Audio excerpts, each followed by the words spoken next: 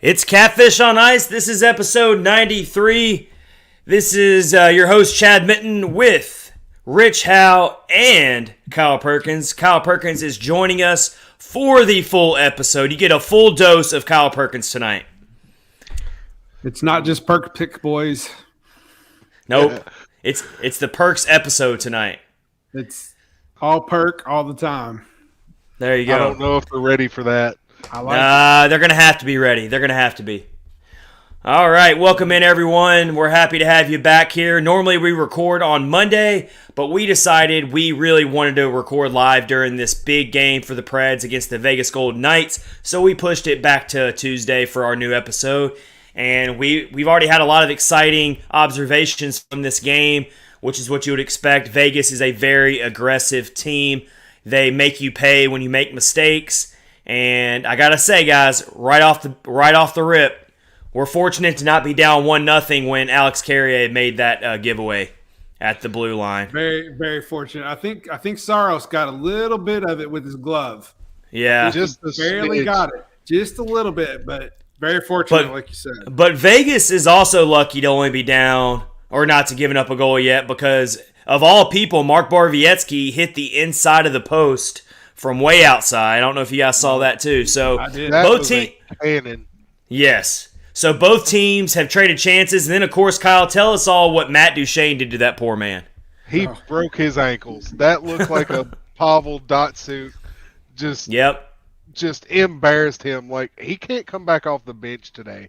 That was nice. He should have. So that player should just pack it in for the night. Just go to the locker room and take off the pads and reset for the next game. He got that embarrassed. So. His own teammates are probably chirping him right now pretty hard. Yeah. Well, Forsberg toe dragged somebody too. Well, that's what we play. Yeah. Well, that's what we always talk about, right? One of the things I like to say is Matt Duchene would make skating in a phone booth look easy. That's just kind of how he is. Like, that's just the type of player he is. We've already got the comments rolling in from some of our loyal listeners. Mike Twitter's in here. What's up, my dogs? We've also got Justin Gambino in here as well. I agree, Justin.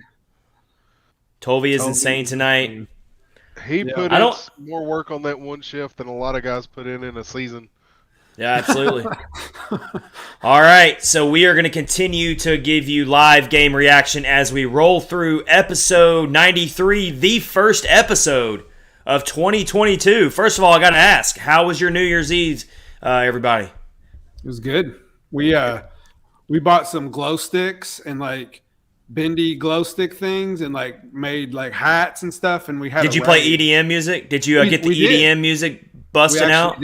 We did. There was only 4 of us. It was me and my wife and girls, and we just sat in the living room listening to some EDM. Oh!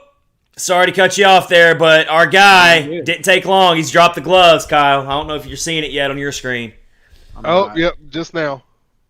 And let's see if Tanner Jeannot keeps his undefeated. Stop. Why do people keep going toe to toe with Tanner Jeannot? It's not going to end well. Well, so I'm just going to go ahead and change one of my stats for later. Tanner Jeannot just buckled this guy like he always does. Oh my gosh. Whew. Yeah. After he laid out a big hit. So Tanner Jeannot lays out a very clean hit along the boards. Then they drop the gloves. What's it going to take? What's it going to take for the NHL to realize don't fight Tanner Jeannot? I don't get it. And now he's sitting in the box. He's kind of looking at his fist here or his hand. I'm sure it had to hurt a little bit when you make those punches. But I was just thinking before we went live, guys, we were about 10 minutes into the game, and I'm like, we haven't seen a fight yet this game. Like, that's so unusual for the Preds to go 10 minutes into a game without a fight. But they quickly ended that one. Like, we can always count on. They're arguing right now about the instigator penalty that the guy from Vegas should have gotten because he wasn't the one involved in the incident. He came in after the play, so he should have got an instigator as well. God knows Nashville's got enough instigators from Boro coming in after plays because somebody's messed with somebody on Nashville. I didn't understand that last time when that happened. Like, Borvieski was just tied up, and like then they give him the instigator. They didn't even really fight. I didn't understand that, and I really don't understand this guy's need to fight Geno right here. It was a clean hit. It was odd. It was a really weird time to choose to drop the gloves. Like, I just didn't make sense to me. That didn't seem like the right time to be stepping up to Geno. But when is there ever a good time to step up to Geno? Just a really cool stat here just got put out by Preds Valley broadcast. Tanner Geno already has 4 hits on the night, 106 hits on the season. That sounds like a lot, especially for a player who can actually score goals too. I mean, the rare combination of a player who hits that much but can also score goals. I mean, it's pretty amazing. Keegan Colasar. But we're not we're gonna save the gushing over Tanner Geno a little bit later because I know Kyle Perkins has some more good stuff about Tanner Geno coming later in the episode. So we'll save some of that for a little later in the episode. Preds and the Golden Knights are tied 0-0 right now. We will get into this game a little bit later as we continue through the episode. If anything big happens, we'll react to it. Let's let you know what we got in store for you here on episode 93 with Chad Mitten, Rich Howe, and Kyle Perkins. Of course, Kyle Perkins is going to give us another edition of Perk's Picks, but also, since it's the new year and since everyone likes to set New Year's resolutions, we're going to list some New Year's resolutions that we have for the Preds. Things that we want to see happen, maybe things that we are going to say, okay, we're not going to do this, we're not going to do that. We're gonna say I got like 2 or 3 that should be really good. One of them's probably gonna make Kyle laugh a little bit, but we'll see. Good. But we're gonna do that. We're also going to talk about the Winter Classic. I thought it was a fun event. It was cool, both figuratively and literally. I mean, -6 degrees, the coldest outdoor sporting event I think on record. I think is what they said. I saw something like that. I believe it. The wind chill was -24. I put out a GIF during the game of Jack Nicholson from The Shining where he's frozen, and that's pretty much every player that was sitting in the penalty box during that game. Even though they did have a big space heater, obviously, but I mean, still. Kudos to those fans for being at that game. That's diehard right there. I think they're used to it, but it's still freezing cold. So we'll talk about that. We'll talk about that game. Also, the Winter Classic brought in some really good TV ratings for TNT. So we'll talk about that. And then what else do we got here? Oh, yeah, James Neal. I thought this was very interesting, and we got to touch on it. James Neal clears waivers. He's hanging around out there. We'll go around the room and see. I mean, it doesn't look like the Preds are obviously going to pick him up. But hypothetically speaking, could you find room for a James Neal on this roster? We'll talk about it. That'll be towards the end of the episode. So, let's see what we got going on here. We got under 5 minutes left in the Preds Vegas game right now. What are you seeing from this game so far, Kyle? Like, do you think the Preds are looking pretty good right now? Do you think they responded well to start this game? I think Vegas was handling them pretty well at the start of the game. But Nashville's done what they've been seeming to always do this season, and that's come back after a bad start or a slow start. And for a game that is nothing, this has been a very exciting game. Yes, for sure. Both teams have been laying hits. Both teams have been on rushes and counterattacking, and it's just been a very exciting hockey game to watch. It has been. It has been. And even though Vegas is missing some key players, Mark Stone, of course, and they're having to use a rookie goaltender, second game in a row where the Preds are facing a rookie goaltender. This Logan Thompson kid, I've never heard of him, I'll be honest. But I haven't either. He's made some really, really strong saves. Yeah. In particular, he made a good one on that Phil Forsberg play where Matt Duchene made the really good move to set him up. That was a really good save. He actually looked behind him thinking he gave the goal up. Like, that's usually a telltale sign when a goaltender thinks he was beaten, when they look behind them really quick. But he made the stop. Credit to him. This Logan Thompson kid, he's looked really good. So credit to him. There said was he's only played in like 8 minutes last season in the NHL, and that's it. There was an attempt by Trenton that he tried to go 5-hole on him through a screen, and it barely tipped off the inside edge of his leg pad. Yeah. So they've been right there. And then Tolvanen's shot from the slot where he just cannoned it from 5 feet away from him. So I'm watching this, and I'm seeing a lot of fast-paced action. This might be the fastest game I've seen so far this year from the Preds. What do y'all think? It's moving pretty good. I can see that. They're definitely trying. That's what you got to do. That's what you got to do when you're playing a team like Vegas, because that's how Vegas plays. Yep. So now my question is, do you think they can keep that up for 3 periods against Vegas? Well, I think they can. Yeah. I think they can, for the fact that Nashville's also they're hitting a lot. They're laying a lot of punishment out. So yeah, and that's what that's actually John.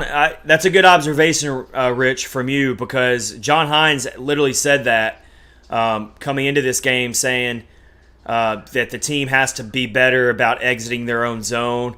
Man, you know that your team's really turning the corner when you get a 6-1 win and the coach comes out and says we didn't play our best game.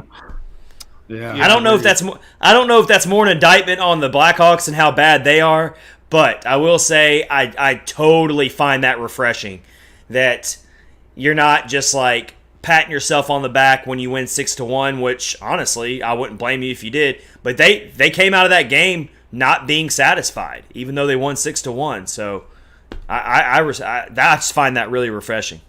Yeah. It was good. The Blackhawks, man, they're so bad. They got rolled like 6-1 the next night as well. Keep it up. Keep it up. I love it. No mercy. No mercy. It's like you said, though. You know, it's good that they're not resting on their laurels and not looking too much into a 6-1 win. So, because the Blackhawks they were horrible. And of course the Preds were coming off of 2 losses in a row, coming out of the pause. So they really had to get back on track, and they took care of business. You know, I mean, that's what they had to do, and they did it. That's what good teams do. They don't let losing streaks grow past 2 or 3 games, and so they nipped it in the butt, and they got they got it back in the win column, and so that was huge. Yep. And it was a home game, which gave the crowd a nice big win against the Blackhawks. That everybody doesn't like anyway. So yeah, it was a good win. But now they got big test tonight. We'll see how they do. I'm pleased so far, I'll tell you that. What I've seen. But their goaltender, he is playing really well for Vegas, I'll tell you that too. So what do y'all think of Vegas's sweaters? Oh my gosh, I'm so glad you brought that up, Kyle, because I was actually thinking about this. Like, no joke, I was thinking about this. They got the mustard look that the Preds used to wear. Yes. Back in the day. Only like it's worse. I mean, I think they're ugly. I think they're god awful ugly. So like, if you look at those up close, they're actually sparkly. But why would you Why would you change away from your normal silver black combo, which is just really cool looking? Like, I don't know why you would. They're god awful. They are so ugly. But they're sparkly as well. At least they didn't wear the gold helmets with them. That would have been epically bad. Those are bad too. So Rich, you're telling me that there is a hockey team in this league that likes to wear glitter? Those jerseys are glittery. They're mustard. Hey, we can't talk too much smack about the Golden Knights, because I'm sorry, I think that they're actually my Stanley Cup pick, and I know that's not going out on a limb. I'm not saying that's a hot take, but I actually think that once they get to full strength again with Robin Lehner and Ned, I think Robin Lehner is a Stanley Cup worthy goaltender. And once they get back their full complement of players, I actually think this is their year that they break through and win a cup. So I can't make fun of them too much here because they are legit. I think it's going to come down to them and Colorado in the West. How about the Edmonton Oilers completely falling apart right now? Oh my gosh, man! I love it. I absolutely love it. I think I'm they're here like. for it. Just I let think it they're burn. like. What do you got against Edmonton? It bothers me. I have a That they're so good that they have McDavid and Draisaitl? Is that what it is? Yeah, they've got so much money tied up in these 2 or 3 guys, and it reminds me of the Yankees in baseball, or like the Cowboys used to be. I think when I make the comparison to the Yankees or the Cowboys, I think of the Toronto Maple Leafs, but that's just me. Yeah, because I feel like they're in the same boat. I feel like the Toronto Maple Leafs fans are just unbearable at times. Like they just really think that they're what doesn't stink, but yeah, I don't have anything against Edmonton, but they really are falling apart. Like they're really getting hammered by the media, the local media there. And of course, Connor McDavid tests positive for COVID, so who knows how long he's going to be out. So yeah, they're going through some really hard times right now. I bet next season he's going to be like, you all need to figure something out or I'm leaving. I want out of here. Oh my gosh, you want to talk about breaking hockey Twitter if Connor McDavid leaves?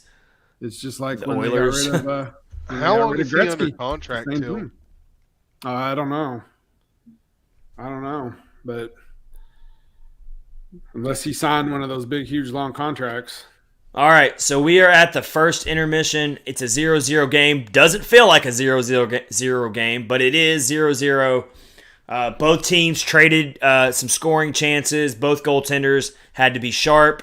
The difference is we're going up against a rookie goaltender, and this Logan Thompson kid really looked impressive.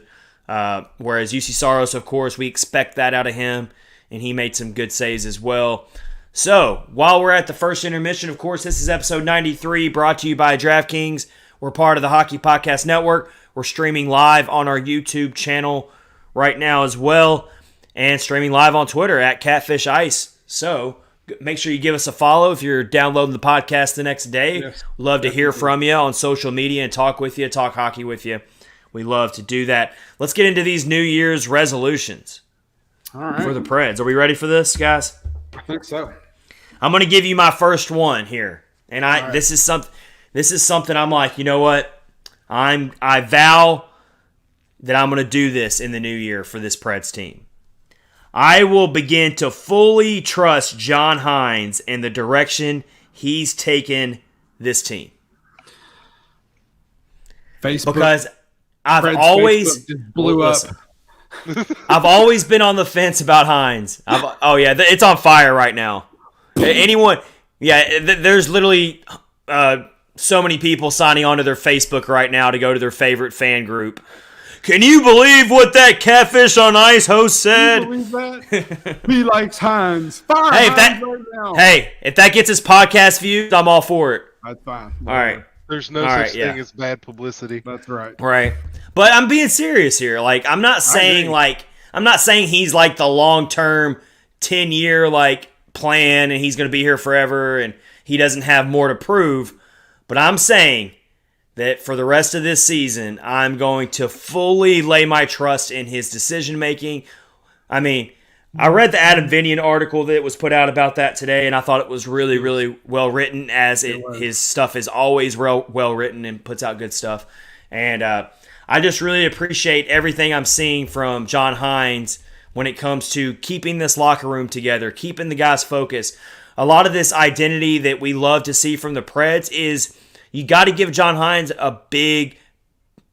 you got to give him a lot of credit for building that because these players have bought in. There are no divas on this team. Everyone is bought in. There's no egos on this team. Everyone is in it to make each other better, and that's what championship teams do. And so it's a full credit to John Hines that he has built this team into this identity that we're talking about. And so I'm going to do it. I'm going to fully trust John Hines until further notice. That's my New Year's resolution. That's my first one. Good for you. You should. I read that article too, and I thought it was really telling that he said it took a while to get all the guys on board and he named three people who felt that they needed to be playing no matter what, and they were owed the minutes. And that's just not how it is. And it took a long time for him to break those guys thinking that way.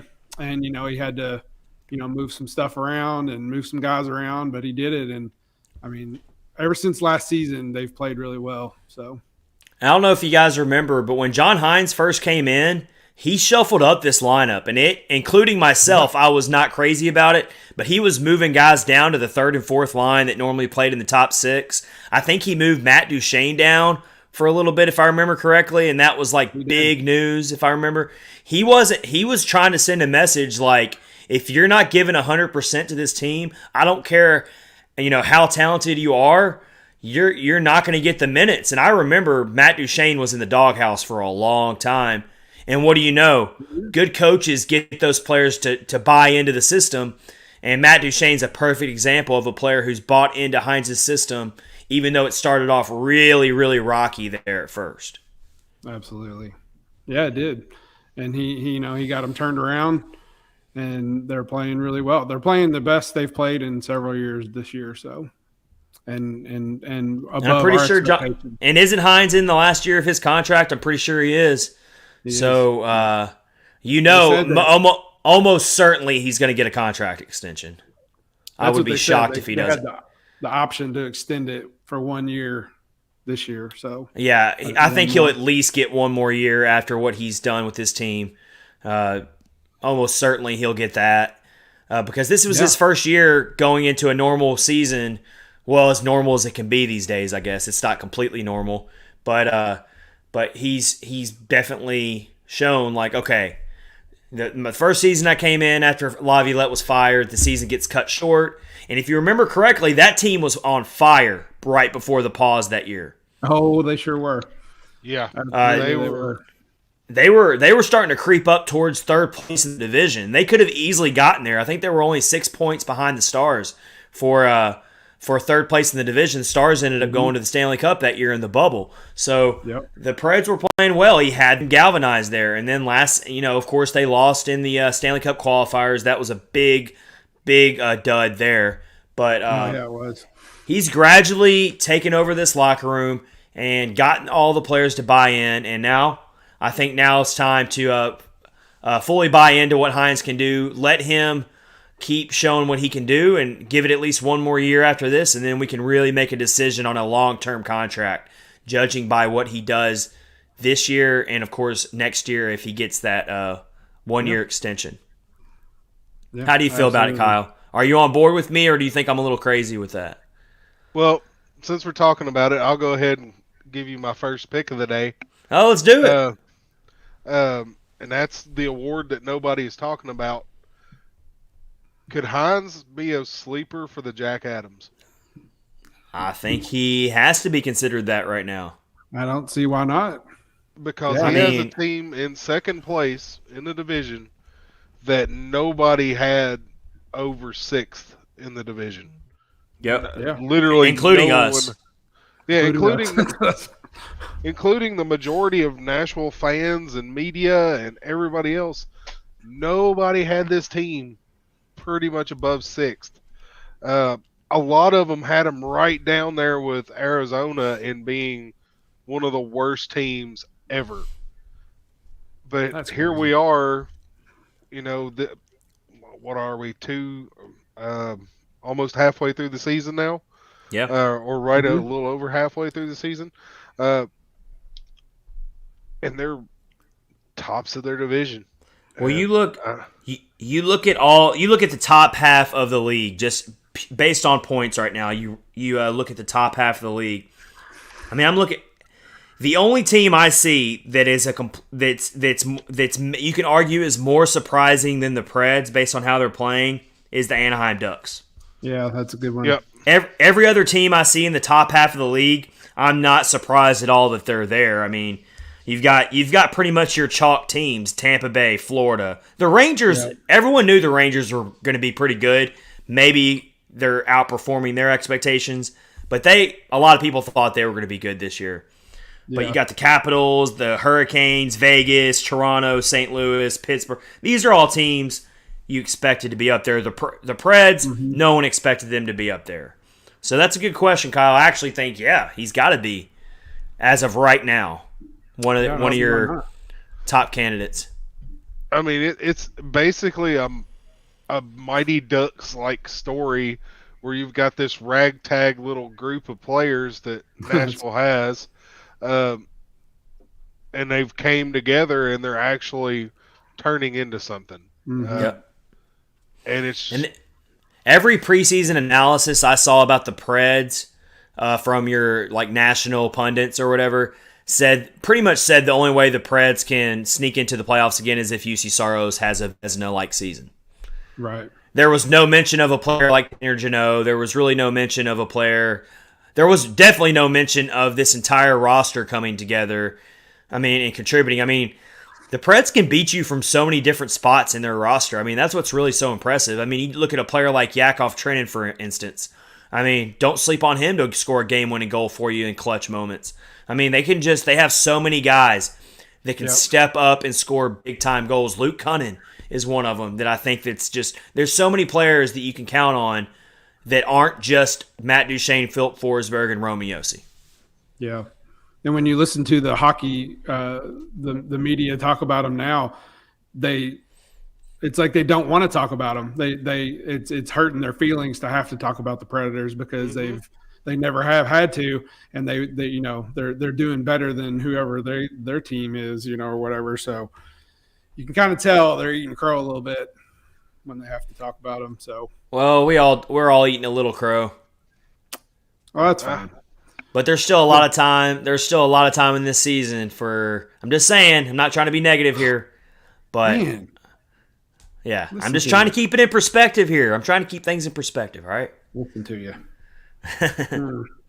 All right, Rich, give me a New Year's resolution. You can go any direction you want with this. So, I thought it would be a fun way to open up the first episode of 2022. It is fun. Yeah, I think what I'm going to do for a resolution with the Predators is just start enjoying these games a little more. What? When they were, you don't enjoy them? I do enjoy them, but when they lose, man, we get really uptight about it.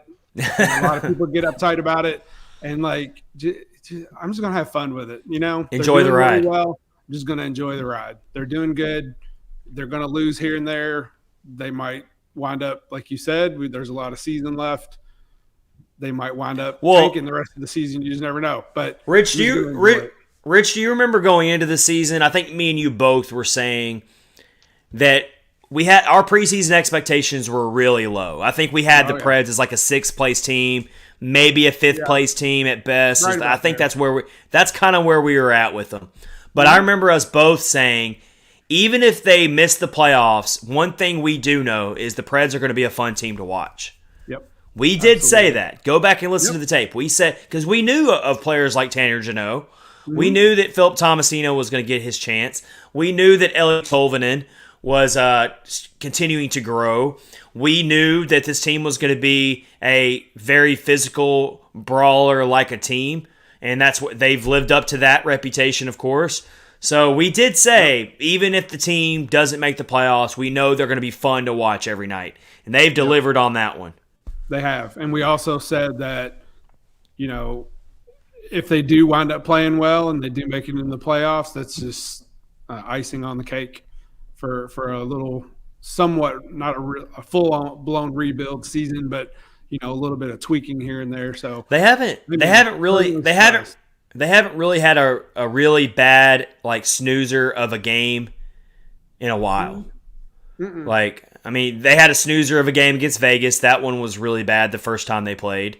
They had a pretty bad showing against, I want to say, the Oilers earlier in the season. They've had some snoozers. They've had some really bad showings.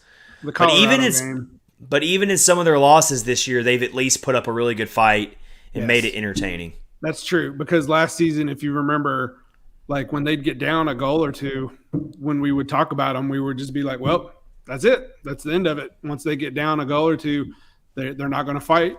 They put up a little bit of a fight, usually in the third period, but you just counted them out at that point. But that's definitely not how they play now. I can handle a loss a lot better knowing that they put up a fight, and that's what they do now. So I'm good with it. Very good point. Yep. I don't think we have to worry about Kyle not enjoying a game. I try to enjoy everything. This guy. I mean, you make it to where it's going to be entertaining no matter what. We'll find something to be entertained by. Well, it's kind of bad because I started everything with hockey with me making memes. Memes, they're really easy to make when the team's bad. So, I don't know. Some of those ones you make with like Tanner Janot and like the Yakov Trenin one, man, those are like gold. Yeah. I had a bunch of tank ones last year whenever they were so bad, and they made themselves. So right. That's funny. All right, Kyle, do you have a New Year's resolution for the Preds?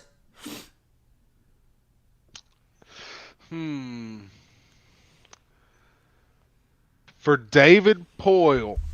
Oh, bringing up a spicy topic there. To not sign a 6', 8'12" non-skating defenseman at the deadline. Oh, that's a good one. That's a golf clap right there. No other reason, but because he can. That's a really good one. I wish I would have thought of that. I don't know if that's going to come. I don't know if that's going to come. I don't know if that's going to come true for you, Kyle. You know, David Poyle always has to sign him a big just body that takes up space. Yep. Oh, that's probably, maybe he's learned the error of his ways in that department. You know what I mean? But it's like all you got to do is go back like the last 3 years, and you think of Corbinian, Holzer, Eric Branson. Eric Gabranson, Jared. Well, Jared Tonorty wasn't a signing player, but still he got a lot of playing time. Let's see who else. Luca Spiza, of course. Of course, we mention Luca Spiza every episode, so we're getting Luca Spiza in right there. Yeah. But yeah, he loves to do that, and it'll be way more surprising to me if he doesn't sign another one of those types of players at the deadline. Yeah. But that's a good one, Kyle. I love that. That's. Yeah. I wish I would have thought of that. Yeah. That's perfect. That's crazy. Yep. All right. They've already got one big parking cone already. They don't really need another one. Yeah. Well, hey, Ben Harper, if that's who you're talking about, he hasn't been playing that much this season. He's only been getting like random starts here and there, to the joy of Kyle. So. But boy, does he make his impact when he is in the game. Yeah. Wait a minute. For the other team. Wait, you haven't changed your stance on Ben Harper when he got a point? He finally registered a point? You know, man. We're all from the South, and I'm sure y'all both heard this saying about a blind squirrel. Yeah. Well, he found one. He got an assist. I love it when the lines come out and Harper's in there. I just know that I'm going to be seeing something from Kyle on Twitter about Harper. Here's my next New Year's resolution. This one right here is going to be very, very difficult for me to follow, and that's the whole point of New Year's resolutions. You know, like you got to set some tough ones every now and then. But here's mine: I will not obsess anymore on what's going to happen with Philip Forsberg. I'm going to call. Not going to obsess over it. I'm not going to lose. On that. I'm not going to lose sleep over it. I'm not going to hurtle down in the fetal position, being all upset over it. Whatever happens, happens. January 4th, 2022 at 11:03 Eastern, 10:03 Central. Yep. Chad's not obsessing over it. Obsess over. That's my New Year's resolution. Got to do Okay. it. It's just it's not healthy anymore for me to be obsessing over it. And it is what it is. If this is his last season, let's hope he gives us a really, really good last season here like he's doing. And then I'm not going to hold it against Philip Forsberg if he leaves over the offseason. I'm not going to hold it against him at all, actually, because he has every right to pursue a Stanley Cup somewhere else and get paid if the opportunity presents itself. It's going to be really hard. It will be, especially when the trade deadline passes and he's still here and he does not sign. So I think we're past that. I don't think we have to worry. I think we're past that. I don't think we have to worry about Philip Forsberg getting traded before the deadline. That would be completely a shocker to me at this point. He's definitely going to be. You don't think so, Kyle? You think it's still possible?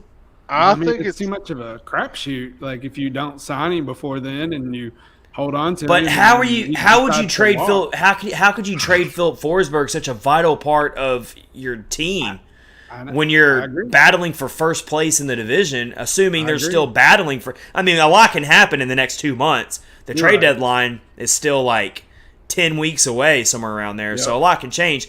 But if they're still in this same spot in the standings, I don't see how you can trade him away at that point. I don't either. But it's a huge crapshoot.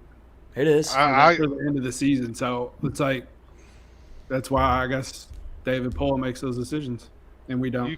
You can go to a team and be like, I'm going to need 2 firsts and a prospect for just to see what's out there. Yeah, I mean, I don't know. What are you gaining if you just let him walk for nothing? Yeah, that's the conundrum that we have ourselves right now. That's the conundrum. Yep. You let him, and then you don't do anything. They lose in the first round of the playoffs, and he's like, can't take it anymore. Peace. Yeah, let's share what Brooks Bratton said, it was David Poile was on 102.5 The Game, the flagship station of the Preds here in Nashville, and David Poile, the tweet was from Brooks Bratton, but David Poile was on 102.5 The Game, and David Poile says on 102.5 The Game he thinks every day of how to get it done regarding a potential new contract for Philip Forsberg. Quote, "We want to sign Philip. I believe he wants to sign here, but it's a business transaction, and that has to work for both sides." That, to me, does not give me any more confidence that he's going to re-sign here. It's a very cryptic way of saying we're not anywhere close. Yeah, I mean, absolutely. When you sit and say something like, I think about it every day, that tells you right there that they're not close. If you're having to think about it that much, yeah, that's not good. But And I think that's more or less on Phil's side than it is on the team's side. I think the team would line up and re-sign him in a heartbeat right now if they could. But I think Phil is way more cautious about what he wants to do and is just not there yet. And how could you blame him? I mean, this is a very massive career decision for him to make, and it's not something you take lightly. A player that's in the peak of his career, who's having one of his best years of his career this year, and there's going to be a lot of teams interested in him. Justin said when Darnell Nurse gets $9.2 million. Yeah. What's Phil I mean they're handing out these massive contracts like it's nothing. So you know that Forsberg's going to get paid. And I've been on record as saying this so many times. I have no insider information on this, but something tells me that Forsberg's going to end up on a team like Vegas or Toronto or one of these teams that just is going to go all in for winning a cup in the next 2 or 3 years, and they'd be willing to pay a very high sum for Forsberg, maybe higher than what Poile's willing to pay. I don't know if you saw it, but Myers just had a really good defensive play. Really good poke check to get the puck away in the offensive zone. He's been low-key good. I mean, I'm not saying he's been great, but he's not. You know, he's kind of like, I go back and forth with him, but he hasn't been a complete waste. I will say that. No, he's still getting used to Nashville's system and everything else. So he's way better than Ben Harper. I'll tell you that. Yep. And Ryan Ellis isn't even playing. And of course, we didn't mention this earlier. Dante Fabro is not in the game tonight. Yep. He's still in COVID protocols, I believe. Yep. And then let's talk about this, guys. Philip Tomasino, a healthy scratch, and the word I heard from the broadcast was reset. They wanted to give him a reset.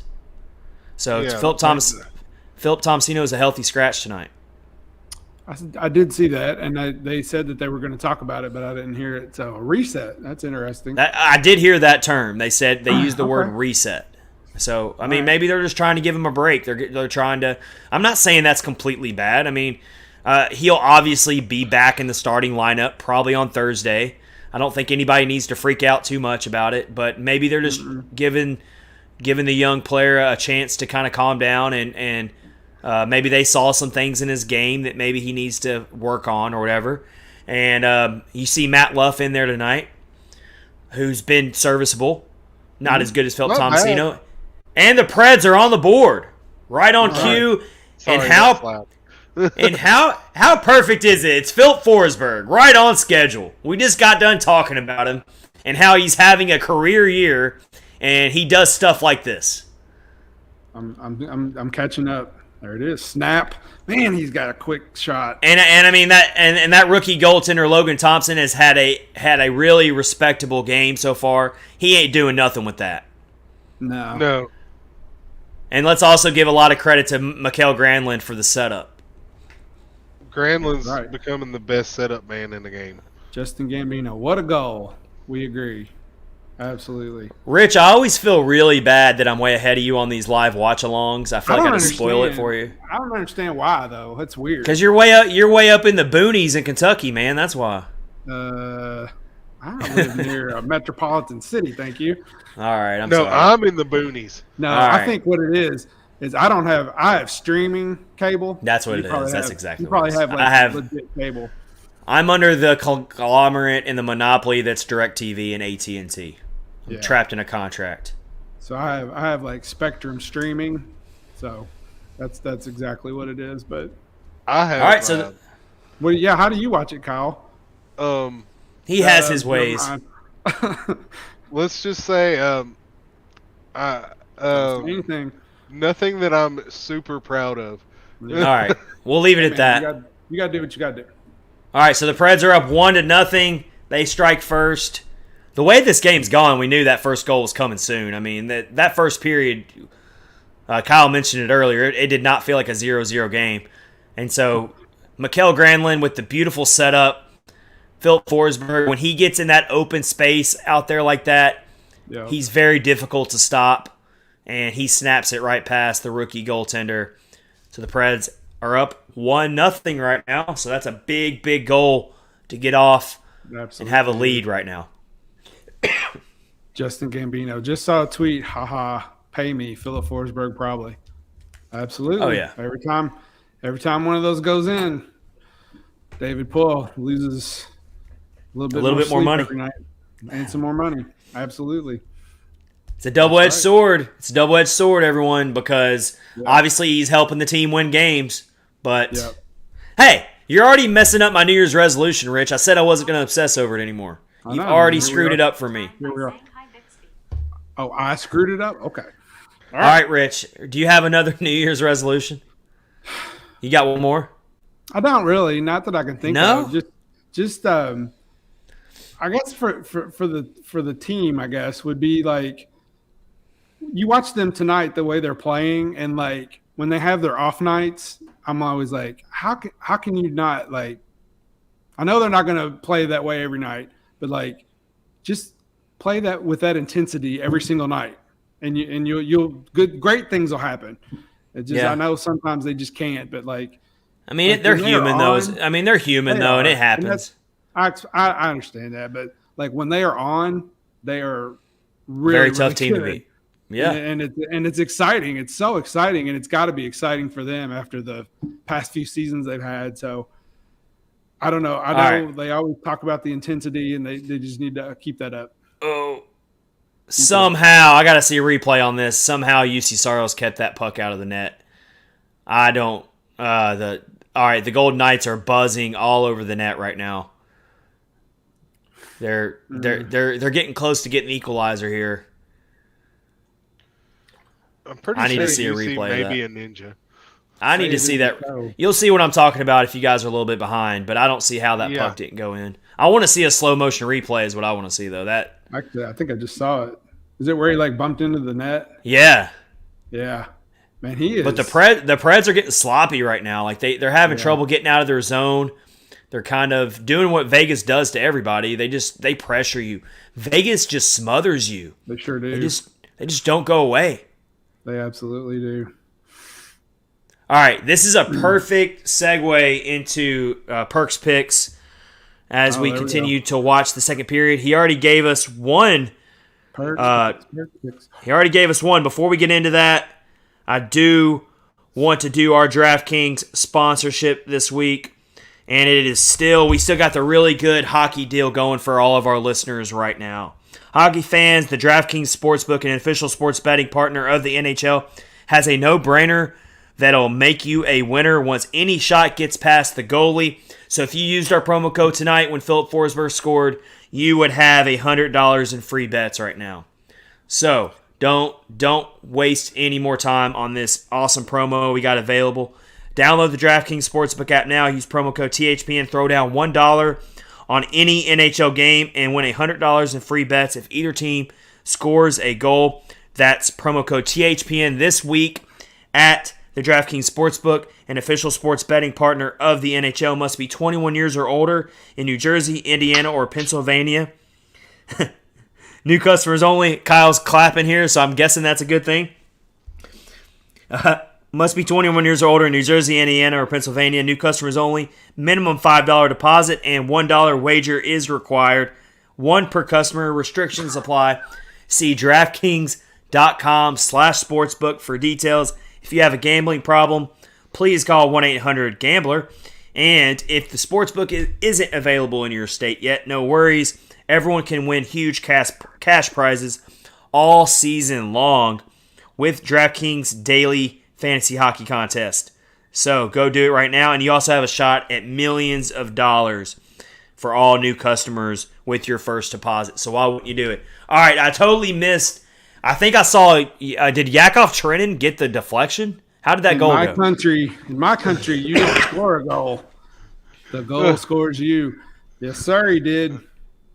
Yossi shot it, and there was a little bit of a rebound, and it just died right there at Thompson's feet, and Trenton just scooped it up. Going to the net, boys. Going to the net always does great things. Yeah, absolutely.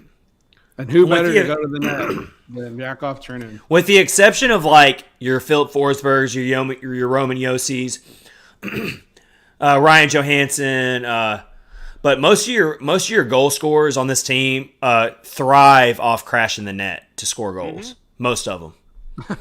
This is funny. Here's a funny gun streaks. Can you repeat the number for if you got a gambling problem? I might have to use it. All right, that's a really good gun streaks. It is 1-800-GAMBLER. Really easy to remember. 1-800-GAMBLER. That's super awesome. Easy. Super easy. I mean, if you use our promo code, then you're good. Like, I mean, all you need is one goal, and then you're set. They give you $100 to start with. Like, look at this crazy stat the broadcast just shared. Yakov Trenin has 7 goals in his last 21 games. He only scored 7 goals in his first 79 games. Wow. Yes. It's just a testament to the way they play. And he was billed as a goal scorer when he was drafted, and whenever he was in the AHL, he was a goal scorer. So now he's getting to do all the things he likes. It said Myers was the person who shot it, and he got the point. His first point is a Predator. Oh, wow. Well, that's cool. That's very cool. Good for him. I thought it was Yos. Yeah, I thought it was too when I first saw it. Let's see if I can find it. All right, Preds are cruising. They're up 2-0. Let's get into Perk's picks. It's good to have Perk's picks back. Can't wait for another edition of this. I'm sorry. My son is beating the door down beside of me, and his mom just opened the door up, and he is wearing a full-on, like, big 90s puffy bubble jacket. Nice. Those are awesome. Yes, it's pretty great. But funny. My next pick is the New Year's butt whooping, and that was the 6-1 thwomping of the Hawks that everybody just loved. Sorry. It was very enjoyable. So we had goals from 5 different players, 11 players recording points. Ekholm had 3 assists, and Duchesne and Trenton both had 2 assists apiece. So everybody was in on it. It was so many people scoring. Just that was the most dominant game I personally have ever got to watch the Predators play. Since I've been a fan, they have not played a game that dominant. They were clearly the superior Well, team. I'd have to go back and think about that. Yeah, they were. Oh, man. It was just. And as we said earlier, they came out and said we could have played better. Yeah. Yeah. And absolutely. I've never got to watch my team play and to see them that far ahead. It's just an odd feeling for me. Yeah, we're not used to that. Over the last few seasons, the Preds usually always make it really, really hard. Even if they do end up winning, they always try to make it more difficult than it has to be. But yes, they sure do. Not that game. Yeah. Nope. And that moves me on to the next one, which is John Hines' favorite word, identity.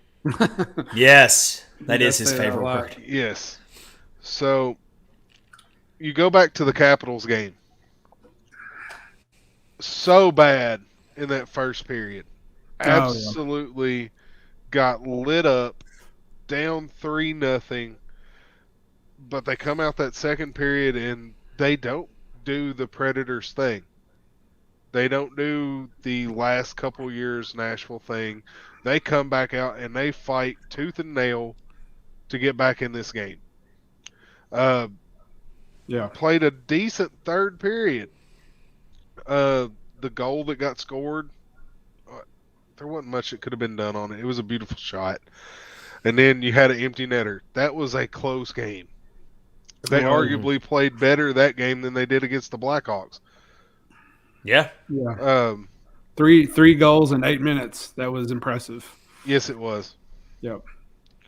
That's what I talk about. That's what I was saying earlier. Like when they do lose and you see them put up that kind of fight, and then you see the last goal that was scored was a weird, side, from the side of the net. I can take those losses a lot better because I know that they're not going to give up and they're going to keep fighting. So there was some people going off because Hines said, they were pleased with their effort and coming back, and they're like, "That's a horrible coach," and this, that, and the other. It's like, were you on Facebook? Were you on Preds Facebook?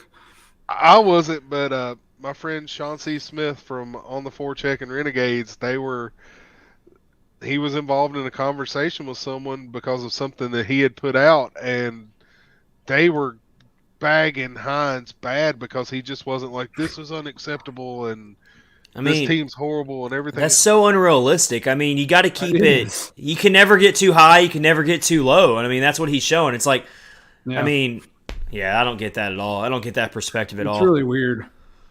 So it's really strange. We'll go on to the next one. And that is from kitten to Sabretooth. So, Nashville, whenever I started watching the team a few years back, I watched a lot of teams run over Nashville. Oh, yeah. I watched the Dallas Stars run over Nashville. I watched the St. Louis Blues when Pat Maroon was there. Are you talking about the first-round playoff series that the Stars knocked out the Preds in 2019? Yes. Yes. That was the beginning of the end right there when it came to the whole we got to break this thing down a little bit here. Yeah. Was that loss to Dallas because that was the Preds were favorites going into that series. Yeah. And now they went from this kitten of a team that gets pushed around and kicked and nobody's going to do anything. At worst, you're going to fight Austin Watson and beat him up. To now, this, I know it's not something to brag about unless you're the Broad Street Bullies, but this team is leading the league in penalty minutes. Yeah. That's all right. Boro leads the league in individual penalty minutes because of all the instigators and misconducts that he's taken.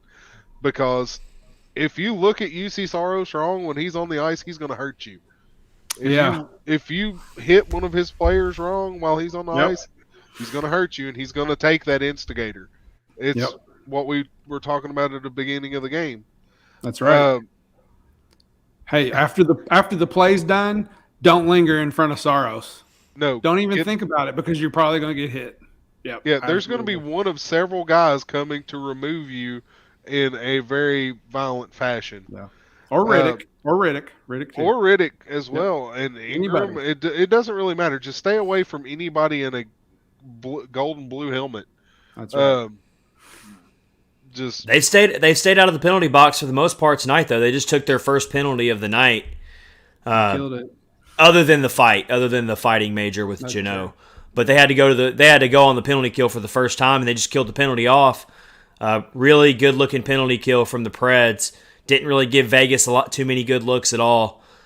So we are keeping this score at 2-0. The Preds penalty kill has been showing a lot of promise lately. Mm-hmm.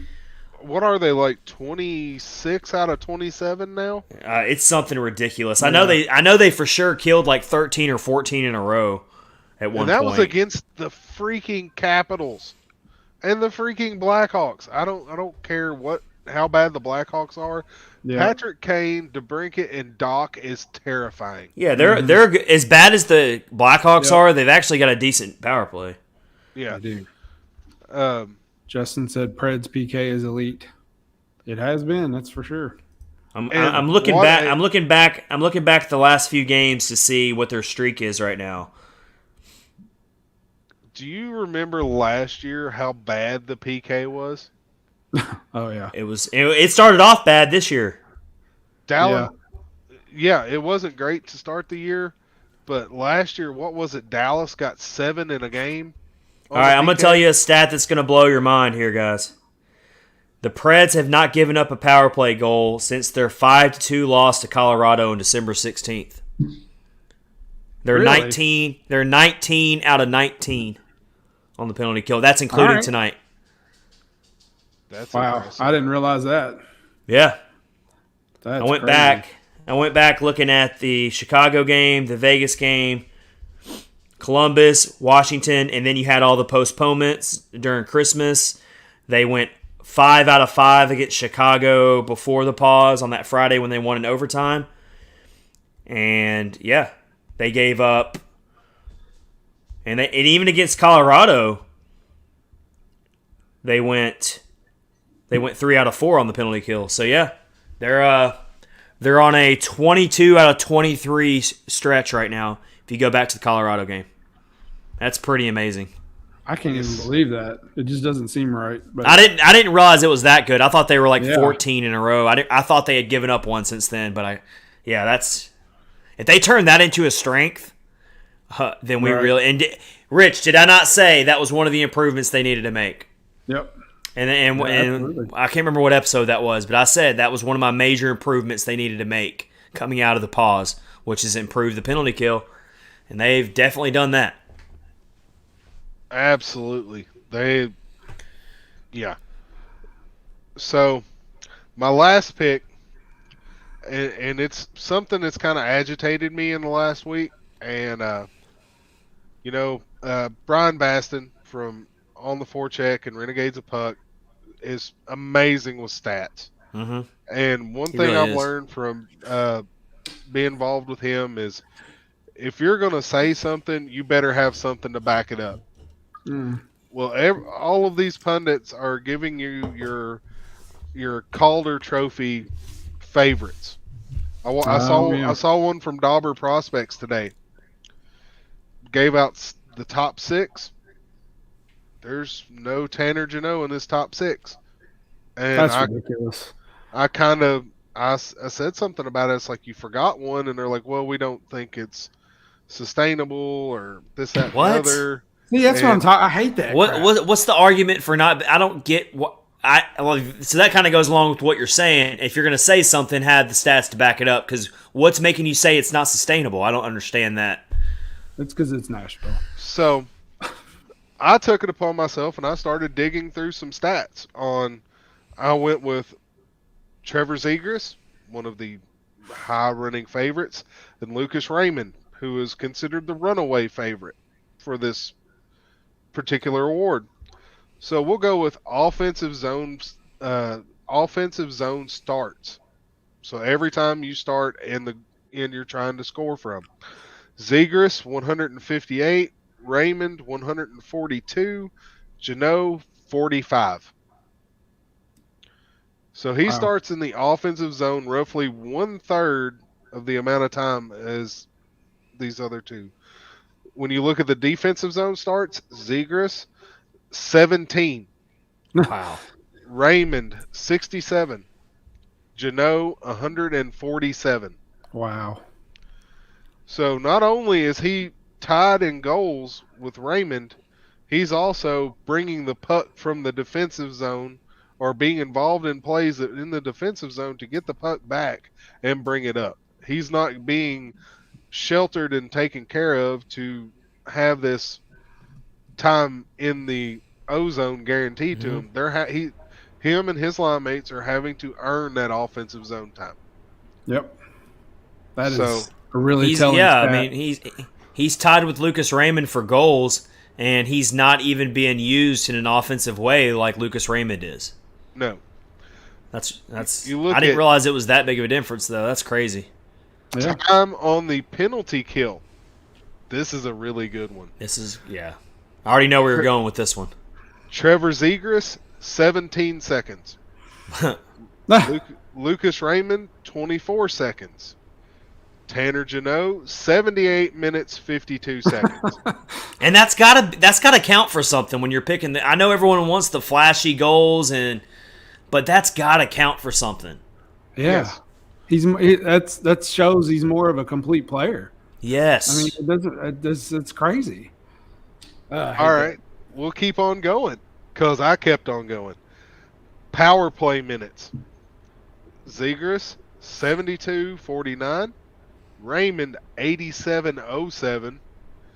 Jano, 13:52. And most of those have came in the games where there was COVID issues and he was being able to be on the power play to help fill in. So he not only is he getting the defensive zone starts, he's not getting power play time either. Right. But yet he is still scoring at the same rate as your number one front runner. Those are some really juicy stats you just laid on us there. Oh, Insane. I'm gonna Billy Mays you, but wait, there's more. We'll go into Tanner's probably favorite category, and that's hits. Zegras, 14. Raymond, 22. You look just from earlier in the game, Tanner's now at 106. I mean, he had 14 tonight. Yeah, it looks like it. So, we've looked at all these different ice times. Whenever in goal, that was Did you see that? yes. Benning Yeah. just got cracked in the mouth with the stick. Ooh, sorry to interrupt you, but No, that Yeah. was an No. ugly hit. He looks to be okay. brutal. Yeah, He didn't go down the tunnel or anything, but that goes to show you how tough hockey players are. Yep. On a note from Matt Benning, a guy at work gave me an unopened pack of 1991-92 hockey cards today. Just a little, 12-pack. And Matt Benning's dad was one of the cards. Oh, What? that's funny. Yeah. So, Huh. Brian Benning, yeah. That's pretty So- cool. So, my last big stat for these three gentlemen is their goals per 60 minutes played. Trevor Zegras, 0.93. Lucas Raymond, 1.04. Tanner Jano, 1.16. Hey, I got one more. Can I add one more to you, Kyle? I just looked it up because I was curious. Go ahead. You probably already know this, but I'm going to share it anyway. Shooting percentage. Oh, yeah, that's a big one. Tanner I saw it. Jano is 19.2 shooting percentage, which is just way above average, especially for a player like him. Lucas Raymond's 15.2. That's still pretty good. And Trevor Zegras is down at 11%. So that's another one right there for you. Now, I'll give the caveat that I'm not saying he's going to win it or even that he really should, but he should be in the conversation. He should be in the Absolutely. conversation. I think they're going to He be forced. absolutely should. I think if he keeps playing the way he's playing, they're going to be forced to put him in the conversation. They're not going to have a choice. Yep. I mean, numbers don't lie. And it's not the award is not for the rookie that scores the most points. It's not Nope. for the rookie that scores the most goals. It's for the best rookie, the most valuable rookie. It's kind of like what it was for Yossi back when he won the Norris. He didn't have as many points as Carlson, but Yep. he was not more about valuable points. to his team. Yep. And the Absolutely. better overall player. Yeah. Yep. We've talked about that before. Definitely. Another thing that's working against it is people can't help but be drawn to a team like the Red Wings. He just gets more, exposure playing for a team like the Red Wings, and historically, great franchise or whatever. And so for the media, that's way more attractive than a Tanner Jeannot for the Nashville Predators. Yeah, I'm not saying it's right. I'm not saying that's right or it No, should be it's that not. way. I'm just saying Yeah. that definitely plays into it as well. Yeah. And then you look at a kid like Zegras and the stuff that he's pulled off where he's flipping the puck over the net and they're batting it in, and it's just really, really flashy. So it makes for really great highlights on SportsCenter and everything Yeah. else. But I think it's more important to have a guy that's there and consistent every night than it is to somebody And who's going to get that. And Wow, the Predators, the ref the just Predators, got the, took Pred, out. the Predators have never had a Calder Trophy winner. The closest they ever came was Philip Forsberg. Yep. Yep. I mean, they've had some other players who got votes in the past. Justin Gambino puts a really big comment up here. People just hate Nashville and choose not to look. Most people still say Yossi isn't as good as Makar or Fox, when clearly Yossi is not just better, but the more complete player. I would agree with that. That's true. Makar doesn't really play defense. But you think about some of the historically great Nashville Predators players. Shea Weber comes to mind. Yeah, They Shea didn't should really have had a Norris. they didn't really get into their highly productive years until after they weren't considered rookies anymore. Roman Yossi, his technical rookie season, he didn't really play that much and didn't really put up a lot of numbers. So it's really hard to win a Calder Trophy. And also, for so many years, the Preds their lineup was set with a ton of veterans, so there was no room for rookies to come in and make an impact. So now we finally do have a player in Tanner Jeannot who can make it interesting here. No rookies coming in was part of the problem for the past few years. Yeah. Yeah. And I think we did a segment on that in a previous episode, Yeah. going way back. We did a talk about rookies. Yeah. All right, so that's another edition of Perk's Picks with Kyle Perkins. They were really good as always. Some really good stuff there. My favorite was From Kitten to Sabretooth. That's great. That was my And favorite it's true. one. That is, you've not said anything more true besides the Tanner Jeannot stuff you just said. All right, so we've got a 2-0 game here still. Predators are hanging on, playing a very disciplined game from what I've seen. The Golden Knights did start counterpunching here, so we got to watch out here. But the shots are even at 20-20 now, 20 shots apiece. So a very nip-and-tuck type of game. I can see that very clearly. Do I? Oh, come on. They're 2020. Oh, Yeah. I'll see Oh, yeah. myself This out. is why you're here tonight. All right. This is why I you're didn't hanging even. out with us for the whole I didn't know game. where you were going. I didn't know where you were going with that. All right, it's not I got 2020 anymore. It's not 2020 anymore. Well, it is on my screen still. Now it's 2021. That might be worse. That's funny. All That's right. pretty good. So right. I got a question. So with all the guys that Vegas has out, some of their big hitters, if the Predators do win, does it cheapen their win any? What do you think? No, I don't think so. Yeah, I don't think so either. The only thing you can really argue. Vegas is still tough. The only thing you can really argue is yes, we got lucky enough to face another rookie goaltender, but I gotta say the rookie goaltender hasn't been the reason why they're losing. No. No, he's played well. Yeah, so No, don't blame you're- the rookie goaltender. He's stepped up and played just fine for them. Yeah, it's not like he's given up a bunch of really soft goals, and that's why the Predators are up 2-0 right now. So There's I not don't. many goaltenders couldn't have stopped Philip Forsberg's shot And No. then the redirect for Trenton, those are always hard for goaltenders to get to anyway. So No, I don't think it cheapens the win at all. The Vegas is still a really good team, even without missing some of Absolutely these are. players. They've still got Petrangelo out there. They've still got Carlson out there. Yep. They've still got a really good team. But I will say, them missing Mark Stone is a very big blow for them. And Pacioretty. Yeah. And Pacioretty. And not having Leonard in net, even though I don't think that's playing a big role tonight. That's true. But it definitely doesn't cheapen the win at all if they end up finishing this one out because, every team is dealing with this right now. Every team is going through these problems.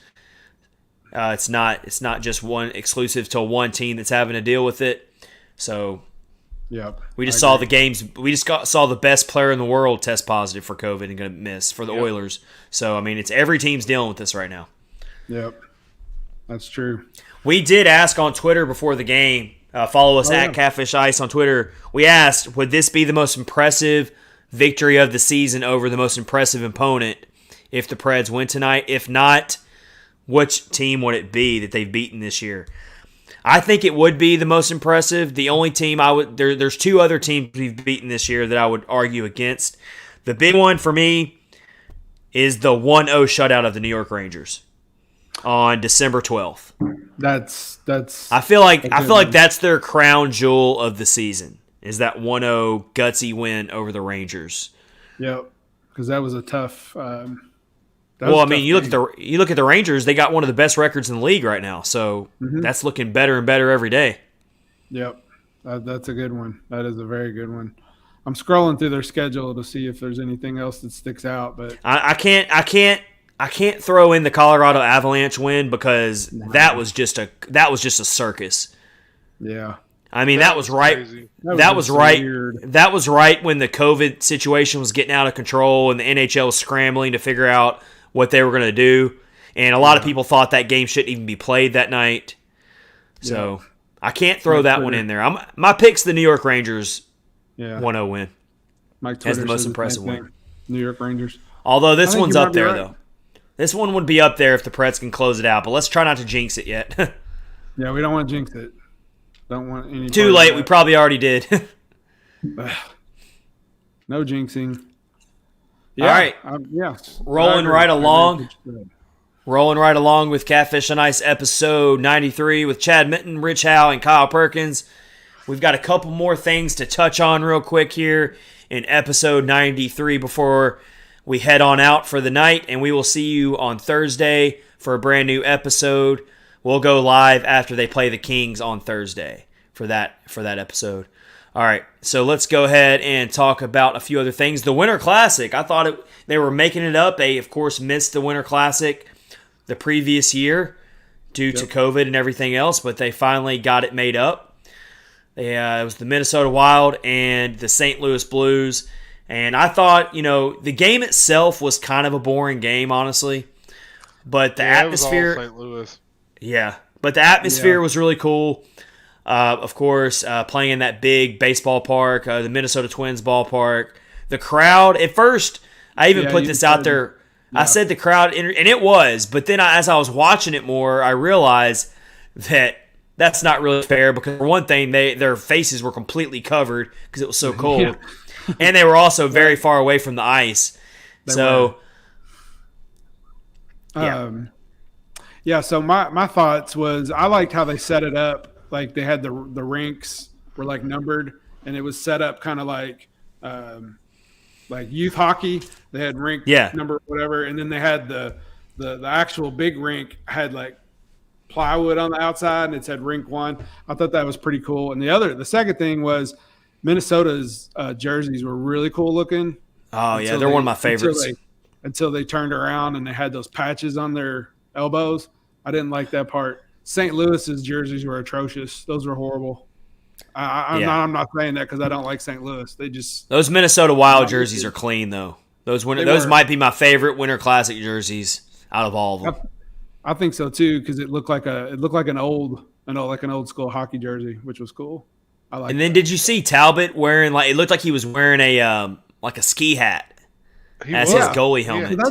So that's usually what those guys do for the Winter Classic. The goalies wear I think it's called how do you say A it? toque. Toque, yeah. The goalies usually wear those when they're playing, and Bennington didn't have his on, but yeah, that was cool. That always looks so awesome. Yeah, I like that. I like the Winter Classic. I liked watching it. Just everything about it's always fun. It always seems to me it looks like when it's outside in that big, the baseball field, the rink looks really small for some reason. Yeah. But when you see it, like, like on TV, like what we're watching now, it looks like. I think it's going to look a lot. It's going to look a lot different for the Preds Stadium Series game in Nissan Stadium. A completely different configuration. You're talking about a baseball park and a football field, two completely different shapes. I think the fans will be a lot closer. Yep. Maybe it'll even be a little bit louder. We'll see what the weather looks like. We've already talked about that. It's completely unpredictable that time of year. No I mean, you really don't know. But I'm hoping we get some. It doesn't rain. That would really be. That would be like the worst. Like, I'm okay with it being sunshine and all that. They have ways to keep the ice cold. But if it turns out to be like thunderstorms and they have to postpone the game, weather delay, that's going to be a really big letdown. But no weather. I'm no weather person here, but I'm pretty sure February is like the driest month of the year for Nashville. You remember they had the ice down for the Winter Classic in Dallas, and it rained and like totally destroyed the ice, and they had to redo it. Yeah. So just hope it doesn't happen here. Yeah, we can only hope. Justin so the winter. It's gonna rain. Come on, Justin. Come on, we got to think positive here. Right. Positive. All right, so from Sean Shapiro of The Athletic, he says the Winter Classic on TNT was the most watched NHL regular season game on cable all time. Wow. Averaging 1.4 million viewers. Talk about random here. The Flyers-Panthers game on December 27th, 2000 also averaged 1.4 million viewers. That's really random. Yeah. It was also the most watched game on traditional TV this season for any network. Wow. So the Winter Classic is putting out they're getting some good returns on their TNT Winter Classic here. Their move to TNT has really been good for the league, I feel like. I think so too. I think having Gretzky on there helps a lot as well. A lot of people will just turn, I know that guy. And to that note, also per TNT PR, NHL on TNT's Wednesday night viewership is up 22% versus last season and is up 20% from 2019-20. So over NBC Sports Network, which is what used to have the games on cable. Oh yeah. So the move to TNT is looking pretty good for the league so far. You mean MB? We love the Blackhawks. See? Oh my gosh. They used to annoy the crap out of me so much. Homers, Blackhawks homers. They used to have the intermission. You know who used to drive me crazy in their intermission report? Jeremy Roenick. Yes. Yeah. Oh my gosh, that guy drives me crazy. I'm not taking away how good of a player he was. He was a little bit of a dirty player, but he was a great player. But his commentary annoyed the crap out of me. Mm-hmm. Yeah. Yeah. And the whole thing with the Blackhawks, it's like we know they're an original six team, we get it. The league wants them to be good so bad, just like they want the Maple Leafs to be good. They want the Oilers to be good. They want the Red Wings to finally be good again. Like that's what drives their ratings. Yeah. Yeah. I mean, it's cool. Don't get me wrong. It's neat, talking about the original six stuff, but man, after a while, it's just like. All right. We got one more thing to talk about here, and that is, were you guys surprised at all that James Neal cleared waivers? And even if it's hypothetically speaking, would you take a flyer on giving Neal a minimum contract just to see if he can bring a little magic to the season? Kyle's already very adamantly shaking his head no. I shake my head as well. No. I agree. There's not much left in that tank. I mean, what are you gonna do? Are you gonna pay him the money to come sit on the taxi squad? That's a good point, and that's kind of where we're at with it. Is we all have James Neal nostalgia. We remember what he did for us, but it really doesn't make sense. Yeah. Ryan Thomas on YouTube chimes in and says, "Hope the stream has been good. First time tuning into the stream, but listening to the podcast for a few months. Thanks for the press content." Well, Ryan Thomas, thank you for chiming in. Thank you for listening. Awesome. We love bringing the press content to all of our listeners, and we appreciate you joining the stream on YouTube with us tonight. We really appreciate it. Hit the subscribe button if you have an account. We Yes. would really appreciate that. The subscribes really help out a ton. Absolutely. All right. I agree Yeah, with what Kyle said about. Oh, Yeah. go ahead. No, go ahead. Go ahead, Rich. I would not do anything like that right now with the team. I think they're playing too well. You don't need to do anything. I don't think this team is in the market to really be adding anyone right now. Yes. Like why try to fix something that's not broken? I mean, I know that's a really old cliche, but I mean, why would you? Thank you so much, Ryan. Yeah. Already subbed. Awesome. Yeah, I don't think they need to be doing anything like that right now. This doesn't make sense. The only thing I can see them doing adding would be a very high scoring winger. That would Yes. Well, that's always kind of that's really eluded this team for a while. I mean, yeah, they got Philip Forsberg, but I mean that's always been a very tough position for them to find really elite star power type of players. A player that if you could add that to your arsenal going into the playoffs. I mean, if David Poyle truly is all in and he thinks he's got something special, that's a good point, Kyle. Like that might, if the deal makes sense, then maybe you could see something like that. But I think that where we're sitting right now on the 4th of January, I feel like the Preds are very much non-participants right now in the trade market or in the free agency market. I just think they need to chill, move ahead with what they got. It's working for you. Why mess with it? And just move ahead. Yep. Justin says defensive depth, and then he says, or do you think Ferentz or Davies could fill that hole for the playoffs? Oh, so I'm glad that Justin brought up Davies because we had Eric Dene of On the Future in the last episode, which was a delight to have him on because he has so much freaking knowledge. Smart. You always get a lot smarter when you talk to him and read his stuff. And he brought up Jeremy Davies. And he brought up Jeremy Davies as being the next defensive prospect that he feels is ready. He fully expects Jeremy Davies to be in the defensive starting lineup next season, which kind of surprised me a little bit.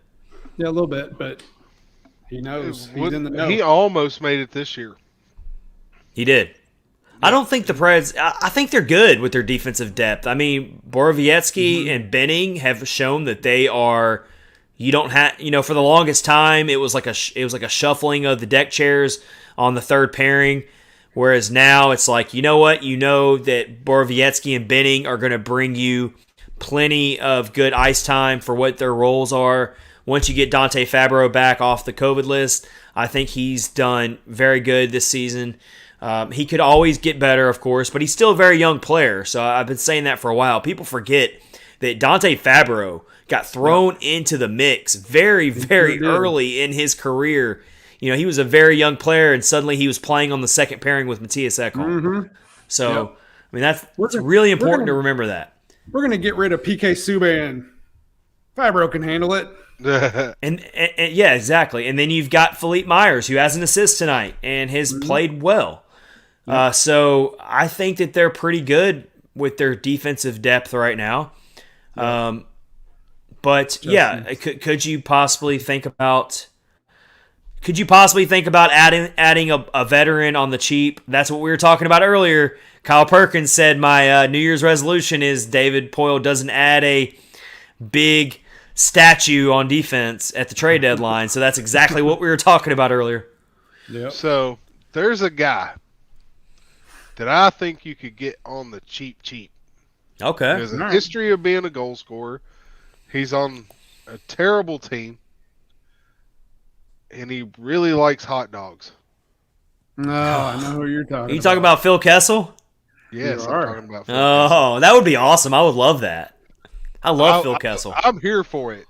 Yeah. If Arizona will trade him for everybody's favorite future considerations, or like a 6th or 7th, who knows what Arizona's doing right now? They don't even have an arena. I think they can barely. they don't pay even. their bill. Yeah, they don't even pay their bills on time. Ryan Thomas, I love. Yeah, Carrier. and Carrier, of course, Alexander Carrier, of course. Every one of us love Alexander Carrier. He got away with the bad turnover tonight, but you know what? We're all human. We all make mistakes. Yep. But for the most part, Carrier's been outstanding this season. So absolutely, definitely. That's a good one. Phil Kessel. Oh my gosh, he'd be a fan favorite instantly with this fan base. I mean, the dude is just fit right in. He would fit right in. Yeah. What's he even doing this season? Is he having a decent year with them? I'm not sure. Is it possible to have a decent year with Arizona this year? Well, have you seen what they're asking for? How do you pronounce that guy's name for the defenseman? Yeah, Chitrin. Have you seen what they're trying to ask for him? It's freaking insane. No. What is it? They're asking for, what did they compare it to? They're asking Jack Eichel return for him. Wow. Good luck. I think Elliot Friedman was talking about it on his podcast, saying that reports are that Arizona's asking for a Jack Eichel type of return if they're going to deal him. Yeah, they're crazy. They don't know what they're doing down there. Bless their hearts. That's what we like to say in the. That's what we like to say in the South. Bless their hearts. Right. Bless their heart. Bless your heart.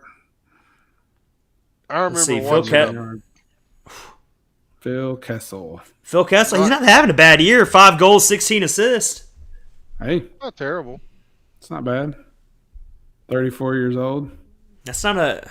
Wow, you got me thinking now, Kyle. That'd be really cool. I'd be down for that if it made sense. Yeah, and that's the money's right. We'll get more. We'll get for that team. We'll get more into the trade deadline speculation as it gets closer and closer in future episodes. That'll be a lot of fun. All right, so we are going to get out of here for episode 93. We're going into the third period. Preds are up 2-0. We'll have full reaction to this game on our Twitter page, and also we'll talk about it on Thursday in episode 94. Kyle, thank you so much, man, for joining us for the full episode tonight. It's really awesome having you on board, man. It's always nice having you. Yep. Good times. We appreciate it. Good times as always. Yep. Very cool. Anything else we got to say before we get out of here, guys? I don't think so. We're creeping up on 100 episodes, though. I know that. Yep, getting Cannot close. believe it. Getting very close. Cannot believe it. Yep. It's crazy, but all right. We appreciate everybody. Thank you so much for jumping into the stream tonight. It's been a lot of fun. Yes. We will see you later this week for episode 94. It's always a blast to bring the podcast to you. Go Preds. Let's finish off here in the third period, up 2-0. Let's not fall to will here and waste what's been a really good first 2 periods. Let's not let that happen tonight. Absolutely. We'll see everyone on Thursday for a brand new episode. Thanks a lot. Have a great week. We'll see you later on this week. Take care. Have a good one. See ya.